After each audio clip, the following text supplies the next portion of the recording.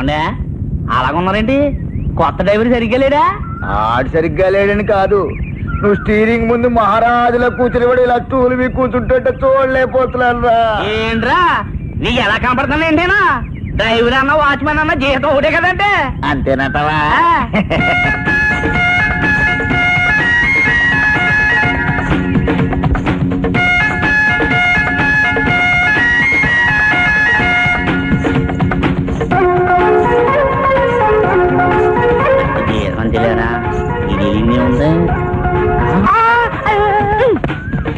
ఎక్కడికి పారిపోతున్నావు?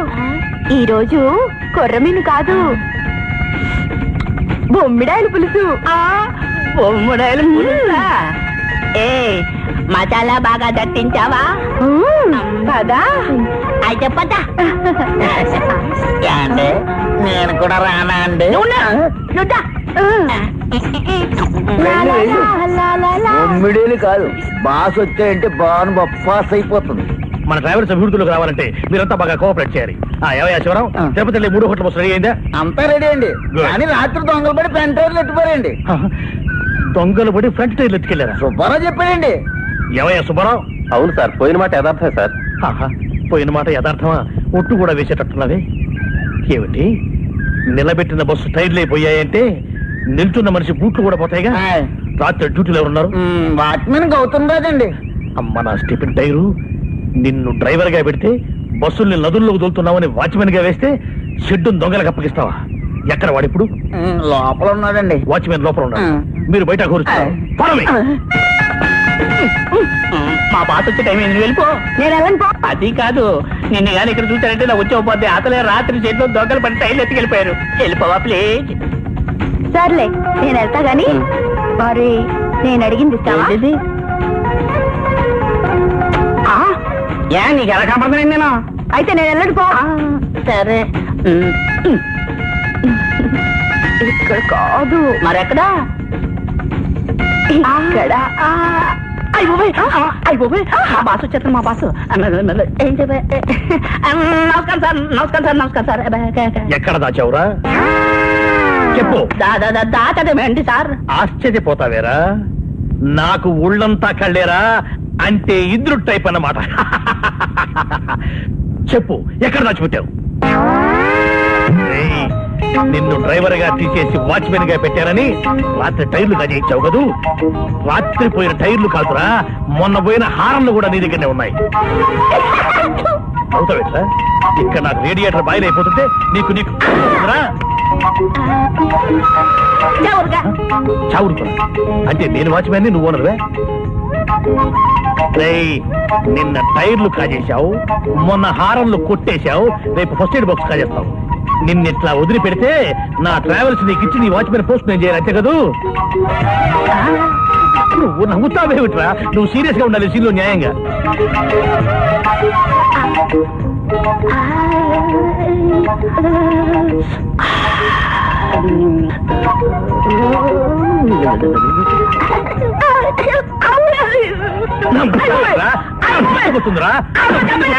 నవ్వు నేను కొట్టదలుచుకున్నానంటే పట్ట పట్ట పట్ట పట్ట పీకి పారేస్తానంటే.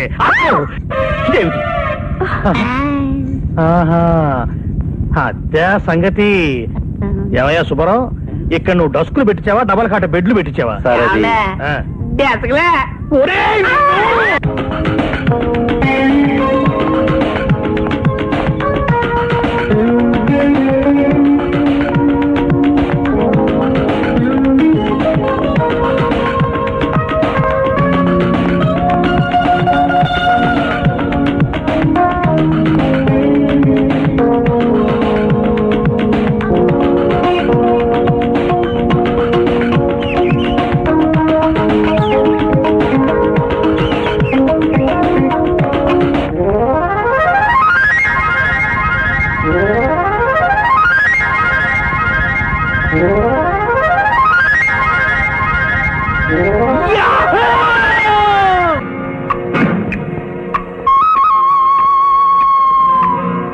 ఏంటయ్యా ప్యాసింజర్ మిస్ అయిన బస్సులాగా అంతా డల్ గా ఉన్నారేంటి? ఎవరో ఒకరు మాట్లాడండి. వీడొకడు రేడియేటర్ మీద క్యాప్ లాగా. సార్, గుంటూరు వెళ్లాల్సిన 3546 బరంపురం వెళ్ళింది, కానీ వైజాగ్ దాటగానే బ్రేక్ డౌన్ అయింది. హా, గుంటూరు వెళ్ళవలసిన బస్సు పరంపర వెళ్తుంటే పొరపాటున వైజాగ్ దాటగానే బ్రేక్ ఫెయిల్ అయింది. అబ్బో సరే చూడ టెన్షన్ ఉంటుండు. ఇప్పుడు నేనే సుఖపడ్డానని ఛాయిస్తున్నావు. విజయవాడ బస్సులో మన సుందర పొరపాట్లు లేదండి. ముగుడు పేదల మధ్య సీట్ ఏమో ఇంకోటికి అమ్మేసిందండి. ఆడేమో అర్ధరాత్రి సీటుకేసి దాన్ని లేపుకి వెళ్ళిపోయాడండి. దాని మొగుడేమో నా పిల్లమో అని మన ఆఫీస్ చుట్టూ తిరుగుతున్నాడండి. అదేం కుదరదు. ఇక నుంచి మన బస్సుల్లో ఎవడి పెళ్ళాన్ని వాడే చూసుకోవాలి. ఏమండే హైదరాబాద్ బస్సులో టీవీ పాడైపోయింది. ప్యాసింజర్లు అందరూ బస్ ఆఫ్ చేసి తలా 5 రూపాయలు వాపస్ తీసేసుకున్నారండి. దానికి మనమే చేస్తామయ్యా, అది దూరదర్శన్ తప్పు. టీవీ కాదండి, అది మన వీడియోనే. అరే నువ్వు వాచ్మెన్ కదా, అసలు నీకెందుకురా బస్సుల సంగతి? సరే చూడ చాయ్ కొడుకు. ఒరే నేను ఇక్కడ ప్రాబ్లం మీద ప్రాబ్లం లో ఉంటే నువ్వు మధ్యలో చాయ్ కొడుకు అంటావేరా? సుధాకర్ ఉంటే ఈ ప్రాబ్లమ్స్ ఏమి వచ్చేవి కాదు సార్. ఎలాగో అలా అడ్జస్ట్ చేసేవాడు. అవునయ్యా, ఆ సుధాకర్ రెడ్డి ఇంకా ఇంట్లో కూర్చొని రమణి భజన చేస్తున్నాడా? ఇదిగో అప్పారావు గారు, పెట్రోల్ ట్యాంకీ మీద మూత లేవు, ఎప్పుడు ఆలోచనలో ఉంటావు. తమరెళ్ళి సుధాకర్ అర్జెంట్ గా మా ఇంటికి రమ్మని చెప్పండి. అలాగే. ఏమండే నన్ను కూడా వెళ్ళిపోమంటారా? అయిపోయి అంత ఒకసారి సార్ తలా ఒకసారి చెప్పాలా? నువ్వుంటే ఈ గొడవలన్నీ జరిగేవి కాదు కదా. ఇప్పుడు చూడు ఎంత నష్టం వచ్చింది నాకు. ఆ బేదర బస్సు మధ్యలో ఆగిపోయేసరికి పాపం మందు కోసం బేదర వెళ్లే రెగ్యులర్ ప్యాసింజర్స్ నాలికలు పెరసగట్టుకుపోయి నకనకలాడిపోయారు. అప్పుడు మళ్ళీ హైదరాబాద్ నుంచి ఇంకో బస్సు పంపించాల్సి వచ్చింది. 5,000 రేడియేటర్లో పోసినట్టేగా. మనసు బాగోక సుధాకర్, నువ్వు ఒక్క విషయం ఆలోచించు. నువ్వు తిరిగినవాడేవనే కదా నా మొత్తం ఈ డకోటా డ్రైవర్స్ బాధ్యతలన్నీ నీకు అప్పచెప్పాను. నిన్నెప్పుడైనా సరే నా దగ్గర పనిచేసే ఉద్యోగస్తులాగా చూశానా? లేదండి, సొంత మనిషి కంటే ఎక్కువగానే చూసుకుంటున్నారు. మరి మనసు బాగులేదు, మట్గారు బాగులేదంటూ సొల్లు కబుర్లు చెప్తావేమయ్యా? ఇదిగో సుధాకరు, నువ్వు ఆ బేరింగ్ మోహన్ది అదేనయ్యా రమణి ఒకరినొకరు ప్రేమించుకున్నారని నీ ఉద్దేశం. కానీ ఆ దిద్దు మోహన్ ఏం చేసింది? అదే రమణి బాబు ఏం చేసింది? నీలాగా ఆఫీసులో కొట్టి బీచుల్లోకి వెళ్ళి ఓ ప్రియా ప్రియా నా ప్రియా ప్రియా అని పాటలు పాడుకుంటూ తిరిగిందా? నీ ముక్కు మీద గుద్దు గుద్ది 100 ఎకరాల కొబ్బరి తోటను పెళ్లి చేసుకుని నిన్ననే మన ట్రావెల్స్ ఏసీ కార్లో హనీమూన్కి వెళ్ళిపోయింది. రేపటి నుంచి నేను సిన్సియర్ గా ఆఫీస్కి వచ్చేస్తానండి. ఇదిగో సుధాకర్, నువ్వు ఆ గ్రీసు మోహన్ దాని అదేనయ్యా రమణి దాని అమ్మ లాంటి అమ్మాయిని చేసుకుని మన ట్రావెల్స్ ఏసీ కార్లో దానింటి ముందు నుంచి హార్న్ కొట్టుకుంటూ హనీమూన్కి వెళ్ళాలి. అది మొగతనం అంటే. అసలు ఆ మాటకొస్తే అమ్మాయి నెటివ్ ప్లస్ ఆంధ్రాయే. నీ కోసం ఓ మంచి గుణవంతురాలు, రూపవతి, సిద్ధి మొహం కానిది, ఎడ్యుకేటెడ్ అయిన అమ్మాయిని చూసించాను. పెళ్లి చూపులకు ఏర్పాటు చేయమంటావా? మా అమ్మని అడగాలండి. ఆ పేరు భవాని, గొప్ప అందగత్తి. ఆ కళ్ళుంటాయండి, అబ్బా అంత అందమైన కళ్ళు నేను ఇంతవరకు చూడలేదు. పెదవులు మాత్రం అబ్బో దొండ పండ్లండి. పెదవులు పక్కన దొండ పండ్లు పెడితే ఏది పెదవో ఏది దొండ పండు నేను తప్పితే చస్తే ఎవడు కనుక్కోలేడు. ఆమె శిరోజాలు కూడానండి నల్లటి తుమ్మెద రెక్కలు. కాకపోతే ఈ మధ్య ఒక తెల్లపాయ వచ్చింది అనుకోండి, వచ్చినా కూడానండి ఆమె అందం పెరిగిందే గాని తగ్గలేదండి. ఏమిటి అమ్మాయికి అప్పుడే జుట్టు తెల్లబడిందా? అబ్బే అమ్మాయి గురించి కాదు నేను చెప్తుంది, మరి వాళ్ళ అమ్మ గురించి. వాళ్ళ అమ్మ సంగతి మాకెందుకండి, ముందు అమ్మాయి సంగతి చెప్పండి. అవునవును, పిల్ల గురించి చెప్పాలి కదా. పిల్ల కూడా వాళ్ళ అమ్మ పోలికే. ఇప్పుడే మార్కెట్ లోకి వచ్చిన మారుతి జనులాగా ఉంటుంది. వాళ్ళ అమ్మతో మీరు అర్ధరాత్రి పోయి తలుపు కొట్టండి, షోరూమ్ నుంచి బయటకు వచ్చిన హైటెక్ బస్సే. అర్ధరాత్రి నే వెళ్ళి వాళ్ళ తలుపు కొట్టడం ఏమిటండి? నేను చెబుతుంది మీ గురించి కదండి, నా గొడవ. ఎందుకంటే నేను వాళ్ళ ఫ్యామిలీకి బాగా క్లోజ్ కదా. అసలు వాళ్ళ అమ్మ అండి, వాళ్ళ అమ్మ. ఇంతకీ వాళ్ళ నాన్న ఏం చేస్తుంటాడో చెప్పండి. చేసిన పాపాలు కడుక్కోవడం కోసం కాశీకి వెళ్ళి గంగలో దూకాడు.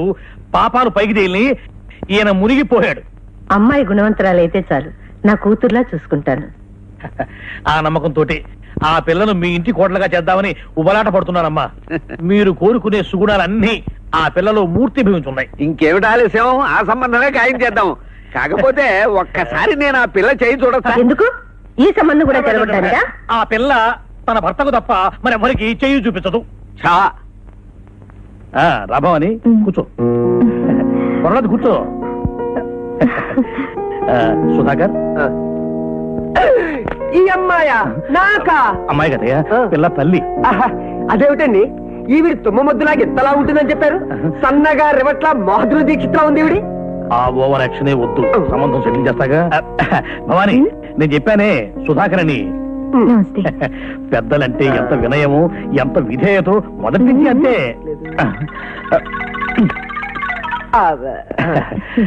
చూసావటయ్యా, కలువరేకులు లాంటి ఆ కళ్ళు, తుమ్మెద రెక్కల్లాంటి వెంట్రుకలు. సార్ వస్తున్నంతసేపు ఈవిడే కదండి వర్ణించారు. ఎప్పటికైనా అమ్మాయిని తీసుకొస్తారా ప్లీజ్? అమ్మాయి ఏది భవాని? ఇవాళ ఫ్రెండ్స్ తో కలిసి శ్రీశైలం పిక్నిక్ వెళ్ళింది. శ్రీశైలమా? శుభం. అక్కడికి వెళ్ళి చూద్దాం, అక్కడే చూద్దాం, అక్కడే చూద్దాం. అదే ఓవర్ యాక్షన్ అంటే ఒకసారి చెప్తే చాలు, వెళదాంగా. అమ్మయ్యా. కుమారి, సుధాకర్, పొట్టి కుమారి, సుధాకర్.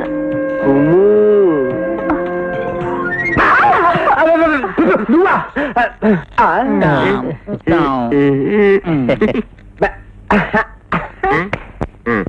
బాబు, టైం 8 అయింది. మీరు ఈ లోకాలకు వచ్చారనుకోండి, ఆఫీస్ వాళ్ళ ఇంటికి వెళ్ళిపోవచ్చు.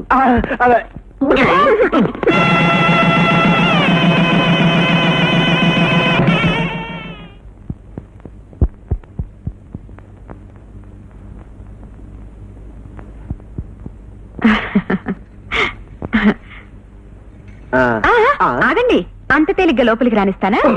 నాకు అర్థమైందిలే. ఇదిగో పావలా. ఛీ, అన్ని చిల్లర బుద్ధులు. ఇద్దరు పేర్లు చెప్పి లోపలికి రండి. నాకేమీ సిగ్గులేదు. నా పేరు సుధాకర్, దీని పేరు కుమారి. నీకు సిగ్గులేదని నాకు తెలుసులేవయ్యా. నువ్వు చెప్పమ్మా మరదలా. అమ్మో, నాకు సిగ్గు, నేను చెప్పను. చెప్పకపోతే శోభనం జరగదు. తర్వాత చెప్పే లేకపోతే అదేదో జరగదంట. నేను ఆయన వచ్చాం. ఆయనంటే పేరు చెప్పాలి. నేను సుధాకర్ బాబు వచ్చాం. Side please.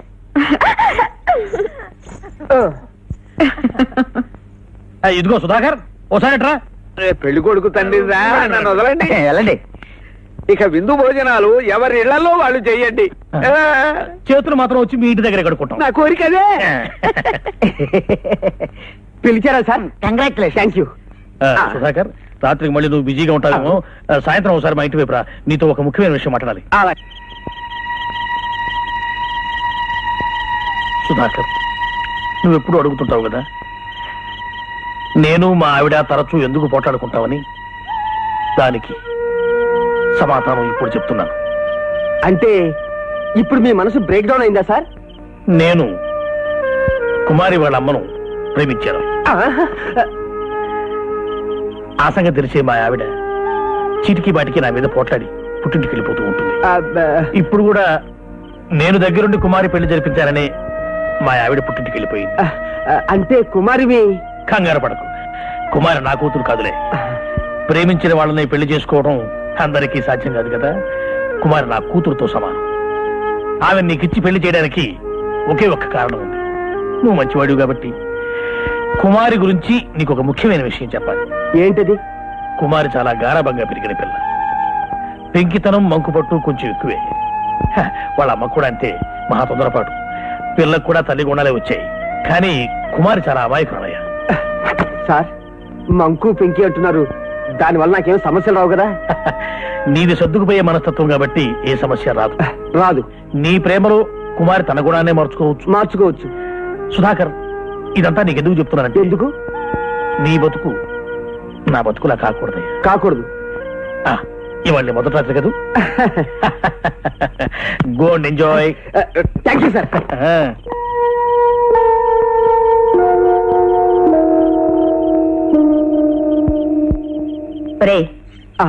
అర్ధరాత్రైనా నువ్వు ఇంకా ఇక్కడే కూర్చున్నావే?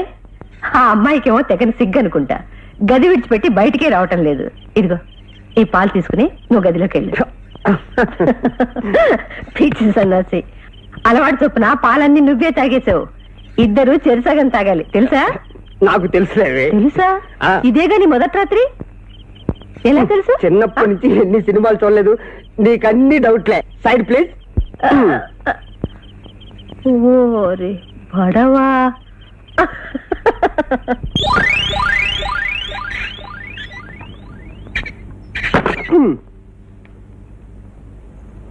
కుమారి,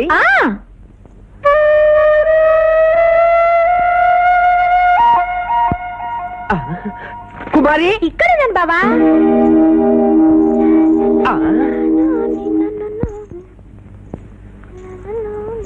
కుమారి నీకు ఇదేం టేస్టే ఇక్కడ బుబ్బున్నావేంటబ్బా నా ఉంగరం పడిపోతే వెతుక్కుంటున్నాను బావా దొరికింది. మంచం కింద నుంచి నువ్వు వస్తుంటే అప్పుడే పుట్టిన సుంచు పిల్లలా ఉన్నావే. ఇదిగో ఉంగరం. హాయ్ పాలు నాకేనా ఇవ్వు. నేనంటే నీకెంత ఇష్టమో. అవును. అబ్బా పాలు ఎంత తీయగా ఉన్నాయో. మా ఊళ్ళో ఇంత చిక్కటి పాలే దొరకవు తెలుసా. ఆహా. మ్మ్.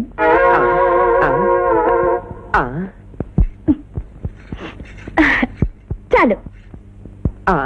సుధాకర్, ఆ పిల్ల అమాయకురాలయ్యా, నువ్వే సర్దుకుపోవాలి.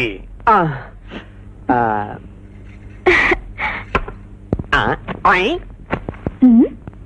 ఏయ్ ఏంటి ఇక్కడ కూర్చున్నావు? వెళ్ళు వెళ్ళు. తప్పు.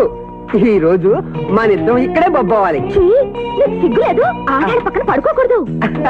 నువ్వెంత బాగా మాట్లాడుతున్నావో.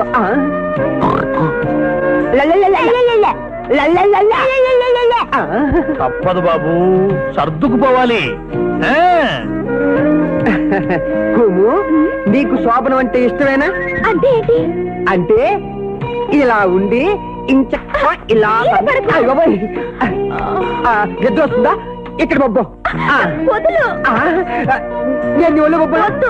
నువ్వు నా ఒళ్ళు బొబ్బ. వద్దు. ఇద్దరు కలిసి మనసులు బొబ్బున్నావు. లేదు. నీకేం కావాలి?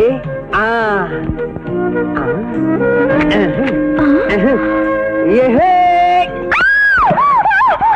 అత్తయ్య! అత్తయ్య! రక్షించండి! రక్షించండి! అయ్యో! నిన్ను అబ్బా అది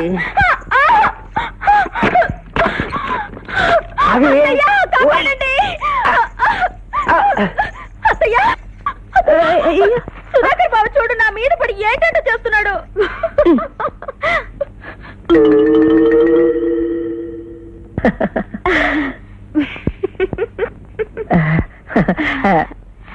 బాబు ఏం చేయడమ్మా, వెళ్ళి పడుకో. అమ్మో, నీకు తెలియదు అత్తయ్య, మీ అబ్బాయి చాలా చెడ్డోడు. నేను ఆ గదిలోకి వెళ్ళను. నేను నీ దగ్గరే పడుకుంటానే. సుధాకర్ బాబు చాలా మంచోరమ్మా, గదిలోకి వెళ్ళండి. కావాలంటే నువ్వు వెళ్ళి పడుకో, నేను అత్తయ్య దగ్గరే ఉంటాను. తప్పమ్మా. చూడమ్మా, ఒకసారి లేరా.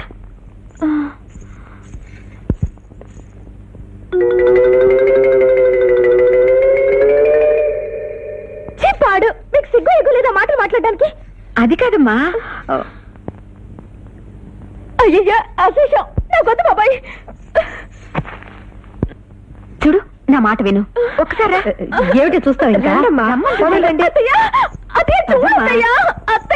అల్లరి చేయకుండా పదమ్మా. అత్తయ్య చూడత్తయ్య, నా మాట విను, గోడ చేయకూడదు. అయ్యో,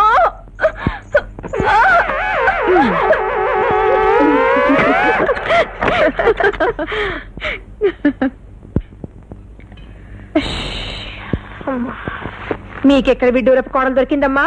ఆ అబ్బాయి గారిని ఇడిచేసి అలా పరిగెత్తుకొచ్చేసింది. అవన్నీ నీకెందుకే? ఆయన నాకెందుకులేండి, ఎవరెట్టపోతే నాకెందుకు.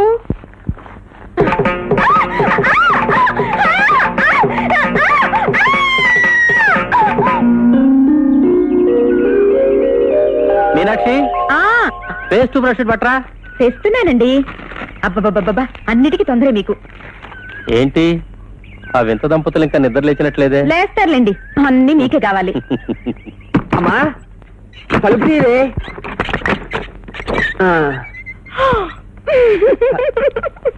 అబ్బా అమ్మా.